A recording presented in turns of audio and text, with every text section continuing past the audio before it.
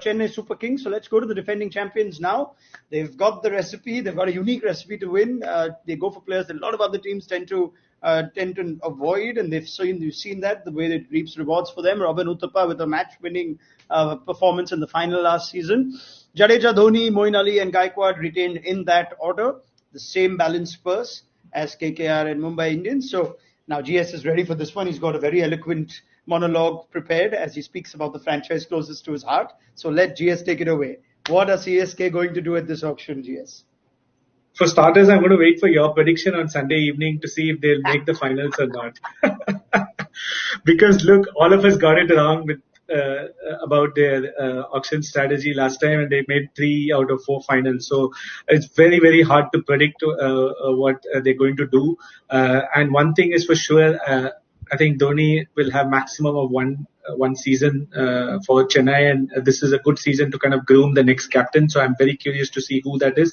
I think they would move towards the likes of Ruturaj Gaikwad is what I think they will move to. He seems to be someone who might be here for the long haul. So they still have to go back to their tried and tested philosophy of retaining core. I don't think that can just go away one fine day. So they would look to have their players as much as possible, but it's going to be so hard for them. Deepak, Chahar, Shardul, Thakur, Ambati Raidu, all these guys are going to be super hard to get back.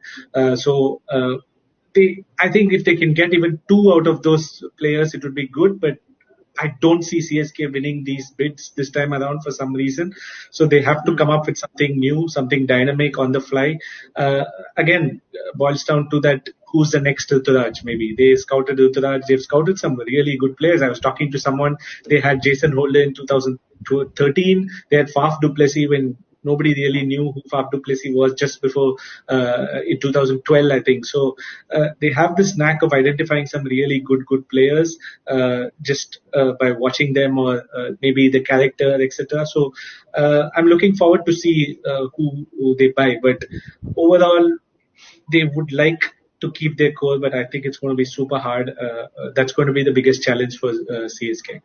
And I think if you speak to Flem in his most candid moment, he will say that he probably left the last big auction going, wasn't too sure where the team was heading. And obviously from there, it took his skills and Dhoni's skills to mould a team into something very special. So I think whatever players they put into that squad, obviously they have something there that allows them to get the best out of them. So in a lot of ways, it's irrelevant who they do pick, but I think the loss of Chahar and Thakur is going to be the biggest bridge that they have to go over and mend to allow their squad to develop. And whether it's they go hard for those players again or whether their scouting allows them to find some Indian fast bowlers, some Indian all-rounders, because that's where Thakur ended up, that he is a quality all-rounder in all formats. So those 2 players, I think, is what it'll come down to. I think they'll be able to fill in the overseas players. I think Moeen Ali obviously allows them so many luxuries, and they just do such a good job filling in their overseas players with experienced players who know what they're doing. But how they fill those 2 spots, I think, will be the key. Akash, they surely have to find, I think, a successor to Dhoni in both fronts, keeper plus captain. Maybe they can groom Gaikwad, as GS said. I don't know how much that excites you. Whether Ravindra Jadeja is a captain candidate going forward too. What is CSK looking for here? See, honestly speaking, and I don't think they even admit it, but the fact is they've made an emotional call.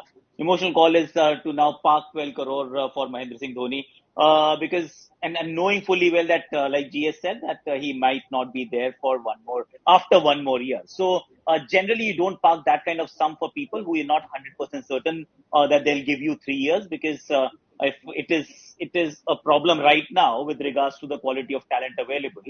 Imagine what happens in the next auction when with the smaller auction. Demand is more, supply is very limited. You end up paying more. So they could have ended up with 54 crore, but they are now at 48 crore. So what they generally do is what they're going to do. Experience is what they bank on. Experience is what they're going to bank on once again. They really don't go after the young ones just at these kind of auctions. So they might actually still be keen for someone like Faf du Plessis in the first set. If they can get him for a base price and a little more, they'll get him, because Ruturaj and Faf du Plessis, the marriage is working very well. Faf is still playing in the BPL, doing all right. So why not him? Get Shikhar Dhawan. Why not? He'll give you another 2-3 years. Left hand, right hand combination at the top. Indian. They like their Indian players. So they might be keen on someone like Shikhar Dhawan. Raidu, Uthappa, again, slightly contentious choices with regards to the next 3-year vision, but they'll try and do their best to get Deepak Chahar, Shardul Thakur, at least one of those two. Oh, and I won't be surprised if Josh Hazelwood once again ends up being at the Chennai Super Kings. So they tend to stick with people who they've worked with very well. And more of the same is what I'm expecting. But are they already thinking about buying someone? See, that's one franchise. They're very pragmatic. I don't think they could buy like anyone for as a future captain for 15 crore. I will be shocked if that were to happen on the 12th or the 13th.